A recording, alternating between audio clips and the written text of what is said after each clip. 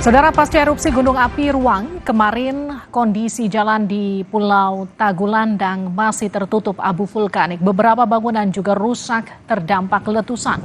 Gunung Api Ruang masih mengeluarkan kepulan asap putih.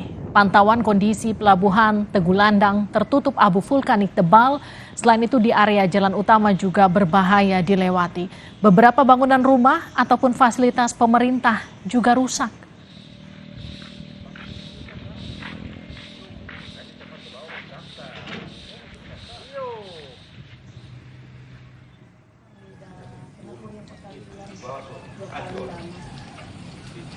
Erupsi Gunung Ruang menyebabkan sejumlah bangunan terbakar.